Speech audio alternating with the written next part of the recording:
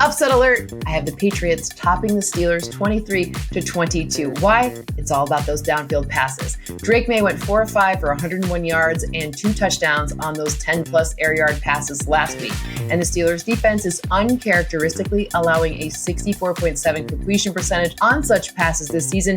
That actually ranks 29th.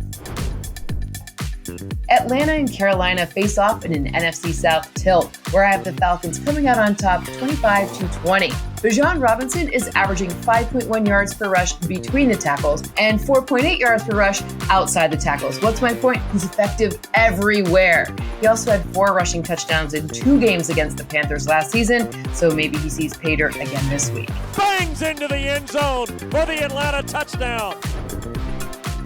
Cleveland hosts Green Bay in a game where I project the Packers to win 25-16, moving to 3-0. Jordan Love has just 4 incompletions when not under pressure this season. He's 28 of 32 for 379 yards and 3 touchdowns through 2 games. That's wild. The Browns rank 12th in pressure rate this season. It's about a 37% rate, so this is an area where they could affect Love. In the AFC South, I have the Houston Texans upsetting the Jacksonville Jaguars. Why? Because Trevor Lawrence has the 10th lowest passer rating and 10th fewest yards per pass against pressure this season. And the Houston Texans, they've been bringing the heat. They actually have the 3rd highest pressure rate since the beginning of last season. And when they get pressure, which is often, they allow the 3rd lowest success rate. So it's going to be tough sledding for Jacksonville. DET-BAL. Cincinnati travels to Minneapolis for a matchup between the Vikings and the Bengals, where both backup quarterbacks are getting the start. Who wins this one? My model says 25-21 in favor of the home team.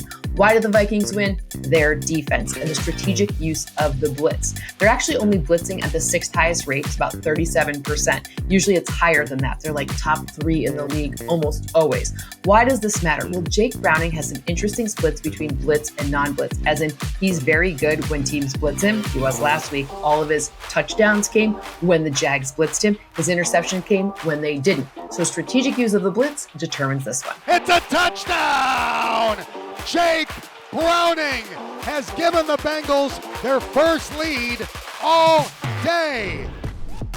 I just know Eagles and Rams is going to be a good one already, and I have the Eagles coming out on top yet again, 25-20 this time. As of right now, Jalen Hurts has taken exactly 0 intermediate pass attempts. That's through 2 games, something that he did 20% of the time last season. He hasn't done once through 2 games. That's wild. Everything's either short or very deep in the passing game. Now, Saquon Barkley, he already has 29 rushing attempts outside the tackles. He's earned 126 yards and a touchdown on them. He actually only has 11 rushes inside the tackles. Interesting.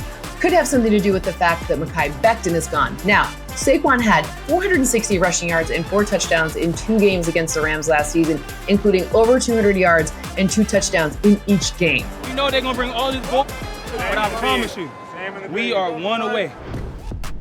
The New York Jets head south to Tampa to take on Baker Mayfield and the Bucs with Tyrod Taylor under center. My model projects an outcome of 26-18 in favor of the home team Tampa Bay Buccaneers in this one. Emeka Egbuka, the electric rookie, is tied for the NFL lead with 3 touchdowns, and both of his receptions of 10-plus air yards actually ended up in the end zone. Touchdown, Tampa Bay, Emeka Egbuka. The Bucs take the lead. The other AFC South tilt, this between the Colts and the Titans, results in the Colts moving to 3-0 in my model by a score of 24-20. Now, Daniel Jones, he has been blitzed a lot, and he has been great against it. He's gone 26-41, that's a 63.4 completion percentage, for 398 yards, that's 9.7 yards per attempt, along with a touchdown. Those 398 yards against the blitz are 101 more than anyone else. The Raiders head to our nation's capital for a matchup with the Commanders. My model has Washington winning 26-20. Deebo Samuel has 99 yards of yak this season, which is 3rd most among wide receivers. He's been targeted on 26% of his routes, and that's up from 21% last season.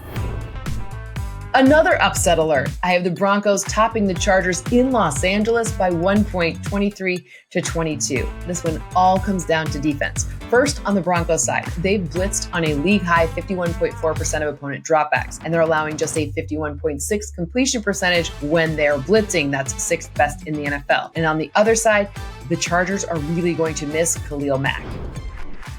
The Seahawks and Saints square off, and I have Seattle winning 23-17. Jackson Smith-Njigba is second in the NFL with 227 receiving yards, and he leads the NFL with a 44% target share. I'm thinking end zone for JSN in this one. Yet another upset picked by my model, this time in Chicago, where the Dallas Cowboys come to town as underdogs, and my model projects a 2-point win for them, 25-23. Dak Prescott is playing very well, especially against man coverage. He leads the NFL with 35 attempts against man, and he's second in the NFL with 263 passing yards. His completion percentage over expected is almost 13%. Heading to the NFC West, wouldn't want to leave them out of this whole upset party. I have the Cardinals winning 23-22. Kyler Murray has been good on scrambles, but not as much on designed runs. Let's look at the splits. On scrambles, he's 7 for 64, and that's a 9.1 yard average. On designed runs, he's had 6 attempts, and he's earned 8 total yards. He's had 1 successful play. Sunday Night Football takes place in the Big Apple, where Patrick Mahomes and the winless Kansas City Chiefs somehow come to town to take on the New York Giants. This is the first time in the Patrick Mahomes era that we have seen them go 0-2 to start the season. Does it continue? Yeah, no, my model says no, it doesn't happen. 25-18 is my projected score. Patrick Mahomes leads the NFL with 13 scrambles for 123 yards and 10 first downs. By the way, all 3 of those are most in the NFL in that particular category, not just the number of scrambles. He's got 2 rushing touchdowns, which is actually tied for first with Jalen Hurts. And the Kansas City Chiefs defense has not even allowed 1 single completed deep pass.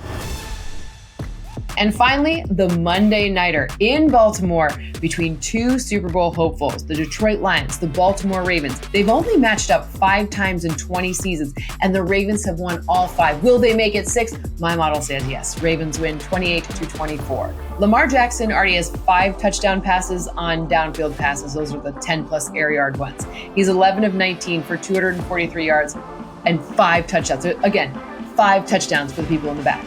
Jared Goff is no slouch in these downfield touchdown passes as well. He has 3 total. 2 of them came last week against the Bears, where he went 8 of 11 for 241 yards and those 2 touchdowns. This could be a fun score fest on both sides, but my model says the Ravens win it by 4.